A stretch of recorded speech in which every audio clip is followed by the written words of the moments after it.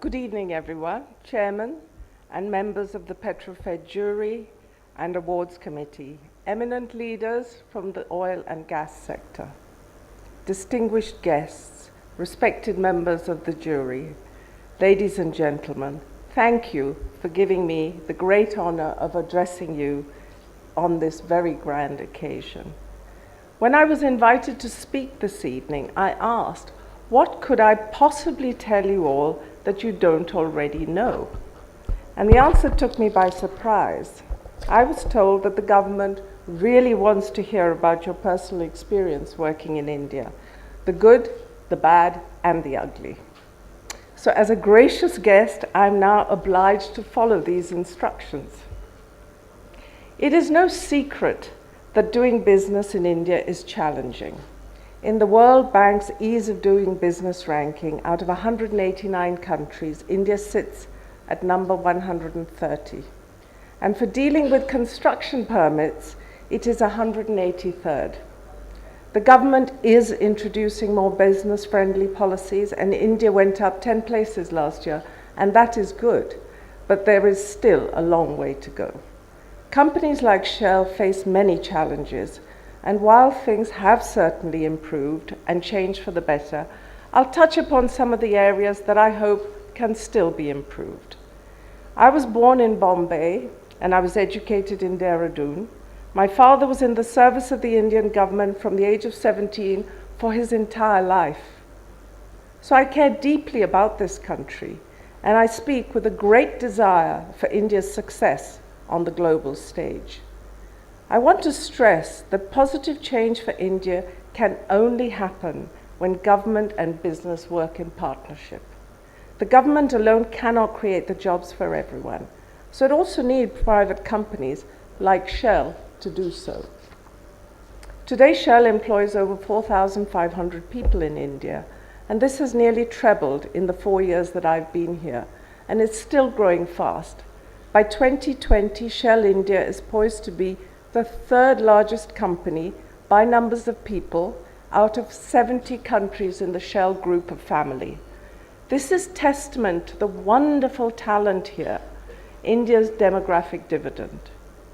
We are growing our downstream business across India, and the acquisition of the BG Group earlier this year means that Shell is now a partner in MGL, India's largest city gas distribution company. India is the second largest country in the world measured by population. A $2 trillion economy with a GDP growth of nearly 8%, faster even than China. People are entrepreneurial, with roughly half the population under the age of 25.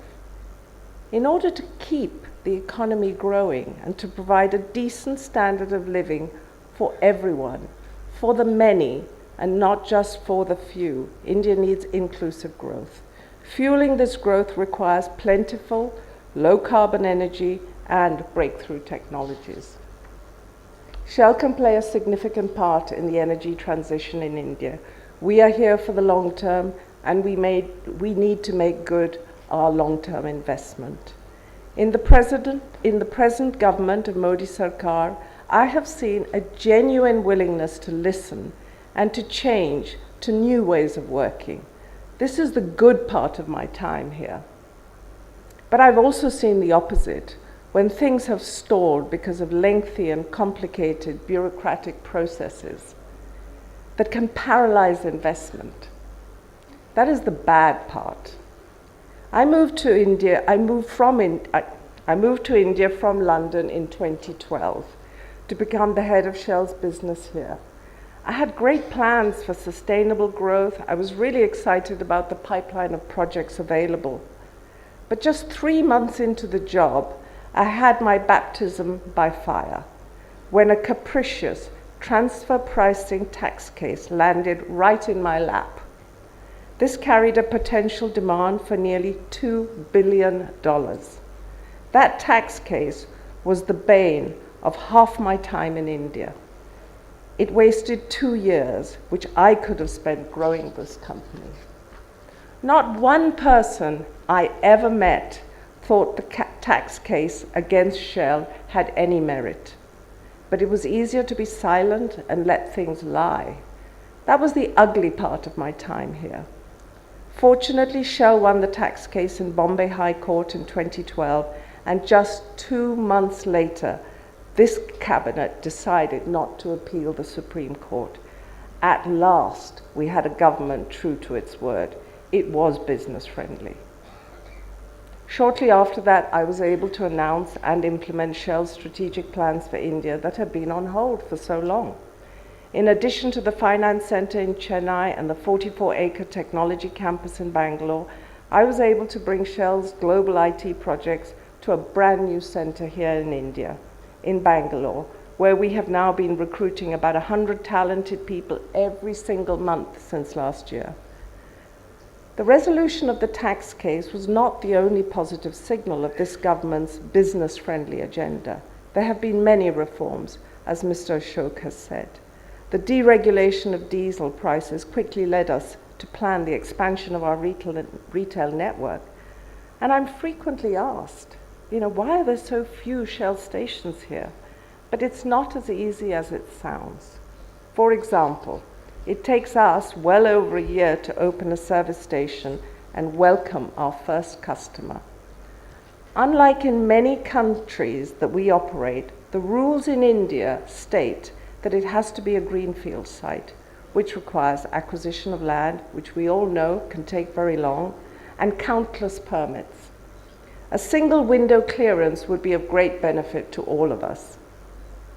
Another positive change is the government's enlightened willingness to tackle climate change. It has pledged to reduce emissions by around 35% by 2030, with ambitious targets to boost the share of renewables in the energy mix. The government has also recognized the need for innovative, emerging technologies like waste to energy. Hopefully, it will go the extra step and grant a level playing field for all forms of bioenergy. Shell, with its partner American Gas Technology Institute, is developing the IH² waste-to-fuel technology in India, which converts municipal waste into high-spec biodiesel. A 5-ton per day demo plant is being constructed at our R&D campus in Bangalore. But while renewables gain momentum, the intermittency of solar and wind still require to be addressed for the needs of a growing population. Today, over 230 million people in India, according to the IEA, still live without access to electricity. Others have electricity for only a few hours a day, and many of India's businesses and individuals continue to rely on their own diesel fuel generators when the grid fails. I am one of those people. The WHO says that the 20 most polluted places in the world, half of them are in India, a full 10. Even smaller cities like Allahabad and Gwalior are suffering. Currently, gas accounts for only 7% of India's energy consumption, a fraction of coal's 44%. Now, I know the minister is championing the Gas for India campaign, but I also sincerely hope that industry and government together can do more to promote the use of natural gas, the cleanest burning fossil fuel. Gas can complement renewable energy, providing a reliable supply when the wind does not blow or the sun does not shine. With around half the CO2 emissions of coal, significantly fewer particulates, gas can and should play a bigger part in India's energy mix going forward. In Gujarat, it is 25%. So why can't we extend the Gujarat model across the whole of India? Let me now pause and play you a short video which shows the difference access to gas can make to the quality of life in India. Can we have the video?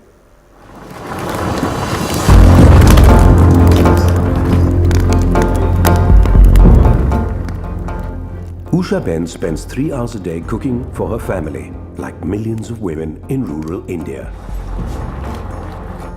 લાકડા લાવવાના ડુમર ચૂલો હગરાવવાનો પાછો ઢુલારો ફેલાય તો બધા બાળકોને અમને ખાંસી થાય આંખમાં ઢુલારો લાગે તો આંખમાં બધું પસીનો આખા શરીરને આવે એવું નુકસાન થાય શરીરને. Air pollution is the world's single largest environmental health risk. An estimated 700 million people in India still rely on solid fuels like coal, dung and crop residue for domestic cooking. Here, at the local clinic, the majority of patients are women and children, and most have respiratory issues. Because of the wood burning stoves, there are diseases related to lungs, like respiratory tract infection, that may lead to, in advanced stage, to lung cancer. The second thing is the burning eye and early cataract. Across the country, exposure to smoke emissions from household solid fuels is estimated to cause 500,000 deaths and 5 million illnesses annually, according to the WHO. However, in some areas of Gujarat, the picture is quite different.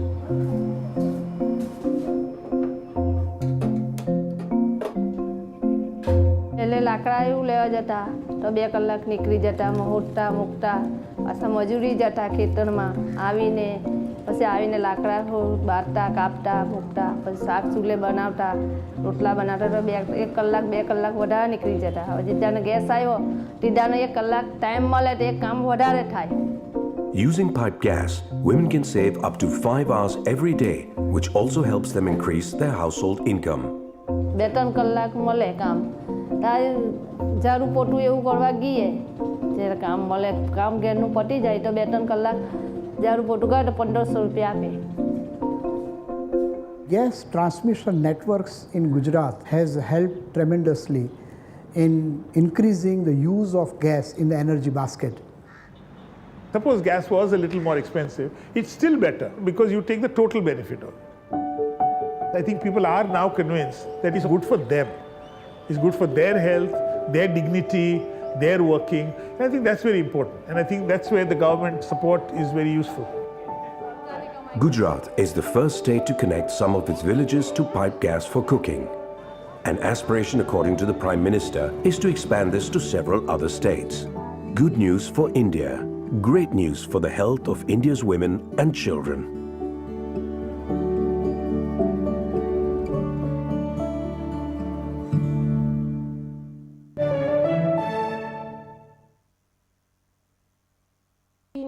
I've been to several villages and gone into kitchens where women like Usha Ben cook, often with their young children. The smoke is unbearably acrid, and I struggle to stay there even a few moments.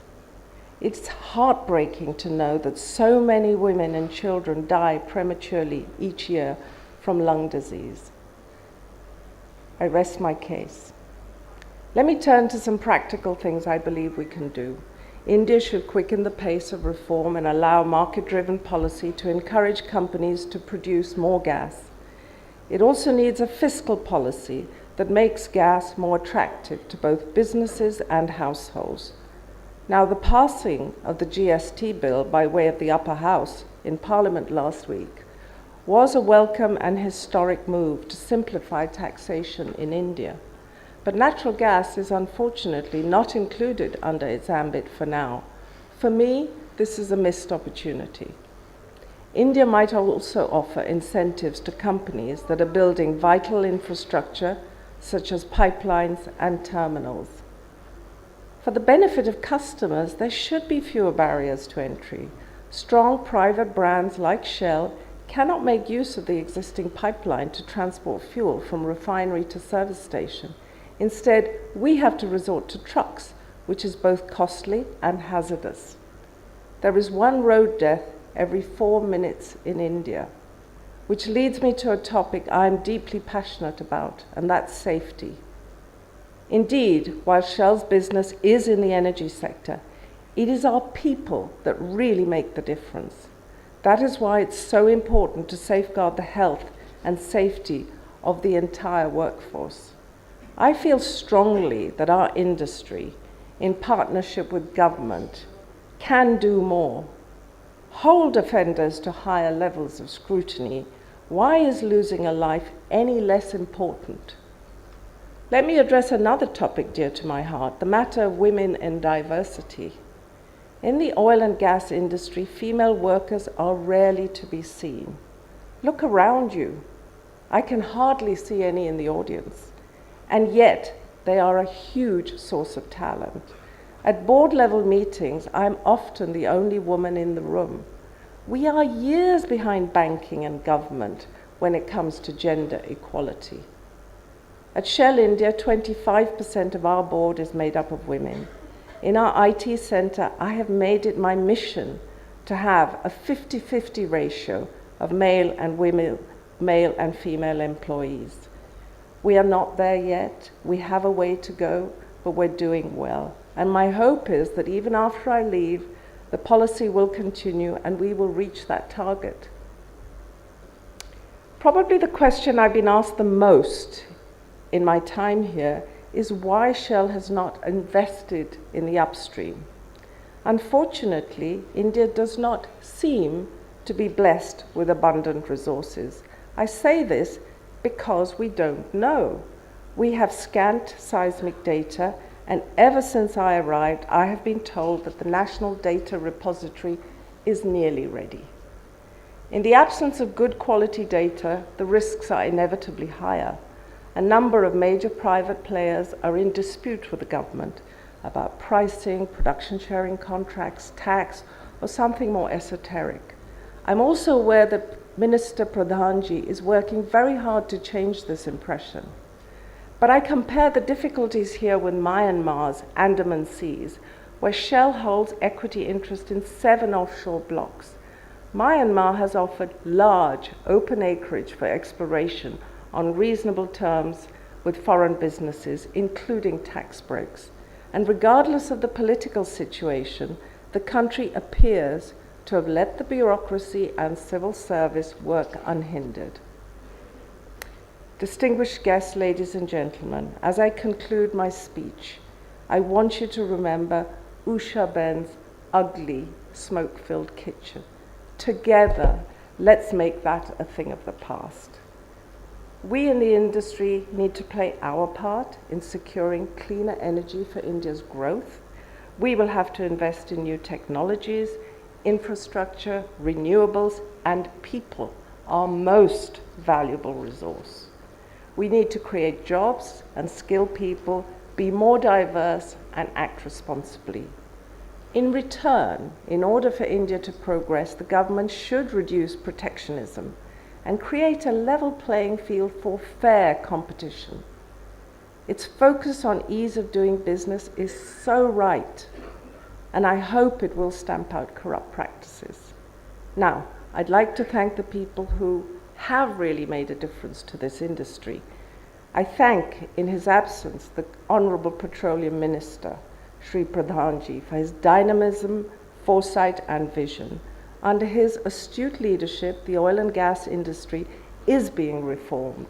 Let it continue apace. I would also like to thank Dr. Malhotraji and PetroFed for their tireless efforts in promoting the interests of the sector. I'm confident that PetroFed will continue to guide the industry in solving the challenges we all face. This evening awards celebration is testimony to that, and my advance congratulations and best wishes to the winners. And finally, I'd like to thank you all in the industry and government and my Shell colleagues for your support and encouragement. I will miss the hospitality and friendship of my Indian colleagues here, of which there are many in the room. For me, there really is no warmer country than India in every sense of the word. Thank you all very much.